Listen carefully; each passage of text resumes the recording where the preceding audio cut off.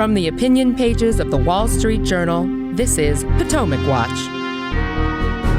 The death of Tyre Nichols after he was beaten while being arrested in Memphis reignites the debate over police reform. Why did the last attempt at reform fail, and what can this case tell us about how to do policing better? Plus, Donald Trump visits South Carolina and New Hampshire over the weekend as he tries to ignite the campaign for re-election that has gotten off to a lackluster start. What did the weekend show about his political support going into the 2024 campaign? Welcome. I'm Paul Gigot with the Wall Street Journal editorial page, and I'm here with my colleagues Kim Strassel and Kyle Peterson. Hello to both of you. Let's talk about the Memphis case first. Horrible story, video, body cam released by Memphis officials on Friday evening. Tyre Nichols, 29-year-old black man, beaten to death while seemingly defenseless as you watch the body cam footage. 5 police officers, also all black, charged with second-degree murder, among other charges. Certainly the body cam video evidence is not the only evidence that will be provided in a court case. Interesting that the charges were brought before the video was released to the public. Obviously depends, according to the DA, on interviews with the officers as well, who were dismissed from their position before the charges were filed. But Kyle, and all the evidence so far, this looks to be a case where the police simply lost control and engaged in what looks like abuse. Yeah, it's terrible body cam video to watch, and I do think it underlines how significant a development the existence of these body cameras is, because you would imagine in decades past there'd be situations like this and it all kind of gets swept under the rug. But now we have a situation where we end up with video evidence of what the police did, and that is no doubt going to be picked over in the trials of these police officers to come. But I certainly think that that's an avenue that departments that haven't mandated those yet or don't have strong rules around them ought to be looking at. And that could potentially be something for Congress if we're going to get a revitalization of the debate in Congress, led on the Republican side by Republican Senator Tim Scott, on whether there's a federal bill that could help, improve policing nationwide. The officers were part of a unit called Scorpion in Memphis, formed in 2021 to deal with street crime in Memphis, a city which is one of the most dangerous and has been one of the most dangerous cities in the country by most measures of crime for a long time. So this was a unit formed, Kim, specifically to deal with the problem of crime. But it seems to be an issue here of training and recruitment. Why did the officers behave the way that they did when you have a apparently defenseless man? Now, he ran away from the cops, but running away is not necessarily a sign of guilt. I guess we'll hear the officers suggest that maybe they feared that he was dangerous, but at some point in the video, he is calling out for his mother and basically says, "What do you want from me? I don't know." And the brutality of his parents. So the other thing is, some people have tried to put a racial template on this because he was a young black man who was assaulted. But of course, the officers themselves are black. And so the systemic racism charge really doesn't fit. I guess we'll never know if the officers would have behaved differently if Nichols had been white. But it's hard to make this into a racial case. Yeah, I think, look, the real discussion here, and the one that I think is the more important one as we have these moments, which are terrible, awful.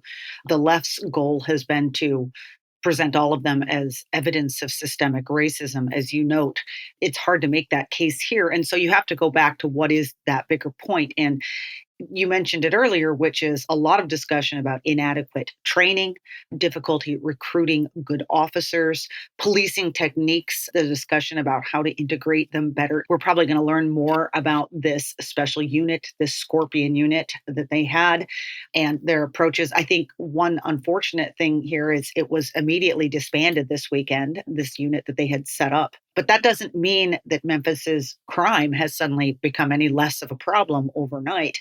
And one of the odd aspects about the way the left approached the George Floyd death is that their argument was that we needed to further decrease police funding. I went back and looked. There was a story in The Guardian that said that by May of 2021, 20 major cities had all reduced their budgets, collectively cutting close to $840 million from their police budgets. And that only makes things worse in that we need to be having more money for good training to retain the best officers. And so we're kind of in this downward spiral in that people get very angry about police actions. But when the public policy response is to cut funding, it almost guarantees you're going to have continued problems with police actions. Let's listen to Democratic Senator Dick Durbin on Sunday talking about the need for a federal national police reform bill. This is a call for all of us to really be honest about the situation. I'm chairman of the Senate Judiciary Committee. We do many pieces of legislation. I think of the police reform package that Senator Booker was working on with Senator Scott. It had many elements in it that are important. Banning chokeholds, dealing with no warrant searches, dealing with accreditation of police departments. It's necessary that we do all these things, but not sufficient. Well, I happened to report on that bill when it failed in 2021. I remember interviewing Senator Scott and asking him, well, what happened? He said, well, the Democrats acknowledged this. They're the ones who walked away from the negotiations in 2021. And they walked away because Senator Scott had resisted them on a couple of points. One was, to your point, Kim, the Democrats wanted to impose a variety of these mandates on local policing, but they didn't want to give them any money to actually implement them, which Scott thought was unfair. Another problem, among others, was that the two sides had agreed to have reporting across the country and for the national government to collect a database on incidents of abuse. But the Democrats wanted to go further and say, all right, let's put a racial frame on it and collect this data, not just with incidents of abuse, but whether or not the victims, what race were they? And Tim Scott said that isn't where we wanted to go. So the Democrats walked away, and of course we got no bill at all, Kyle. Right, and some of the objections from the Republican side had to do with how the national mandates and standards would be enforced. And some of that was with the power of the purse string. So there's a story that quotes Tim Scott saying, when you tell local law enforcement agencies that you are ineligible for money, that's defunding the police. And so his argument was the national standards, if they're going to be tied to the money, then you're creating a problem at the local level if you're reducing the police resources. And I agree with what Kim said, that what you need is not reductions in police resources after situations like this. You need to help those police departments reform and replace the bad officers and fix the problems by replacing those people with good officers. Some of this, I think local police forces ought to be looking at their union rules. I was struck by one op-ed I read this morning, the liberal case against police unions. It says that Derek Chauvin, of course, who was involved in the killing of George Floyd in Minneapolis, was thought to be tightly wound, but the collective bargaining agreement there in Minneapolis, the commissioner lacked the authority to dismiss Chauvin or even to reassign him. Cites a 2017 analysis by the Washington Post on police discipline, 37 large cities with 91,000 officers and a dismissal rate of 130 officers per year, or less than 0.2%. And the importance of looking at these issues and trying to replace those officers with good officers, that you still have real serious crime problems in a lot of these cities. And I went and pulled the figures for Chicago. In 2022, 695 murders in Chicago, down a little bit from during COVID, but certainly up from 2019, 2018. Theft is off the charts, 20,000 thefts in 2022 compared to 12,900 in 2021, 21,000 motor vehicle thefts compared to 10,500 in 2021. And a lot of those things can get pretty violent. I mean, Washington, D.C. has a real carjacking problem. And some of the reports I've read say that part of the issue there is that modern cars have become harder to hotwire. And so the easiest way to get behind the wheel of somebody else's car is to stop them with a weapon while they're driving it. And so I just would underline the fact that we do have real crime problems, and the way to fix those is with good officers. And I think we should not be inured to the kind of numbers that we see coming out of cities like Chicago or Memphis. To that point, Kim, you can make a case that the reaction to the George Floyd murder in 2020, that is the public policy response, not the prosecution of the officers, which is they were held accountable.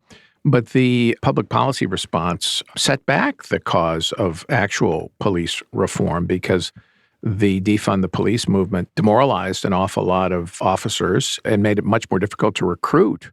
So you're trying to recruit people from a smaller pool, if you can get them at all, and officers that are experienced have retired in droves. Yeah, and let's just be clear, this isn't just because of the scorn that was being heaped on them, the new potential that they could be dragged into court because of their actions, so that new risk from that, also the cuts in funding, but also policy changes. We've written about this a lot. In some of the biggest cities, not only did defund the police demand less resources for police departments, but progressive mayors and the progressive movement started to dismantle some of the things that we know that work. So things like broken windows policies, this notion that if you care about some of the smaller crimes, you dissuade bigger ones. It also often gives police officers an ability to arrest suspects who are engaged in higher, more serious crimes. And this all helps to keep crime rates lower in cities. So you saw places like New York where they began to dismantle this.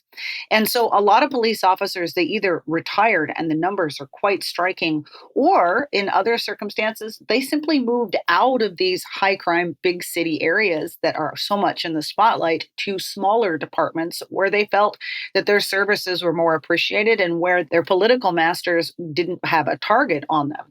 And that's really been a problem too for a lot of these inner city crime units, is that some of their best folks have left. And then lacking resources, going back again here to the problem, they haven't been able to replace them with qualified individuals. That's not a justification for giving up on the cause of police reform, particularly at the local level with recruitment and training, but it is a reason to be skeptical of the overall line that somehow police are systemically a problem and therefore we should limit funding and support for them.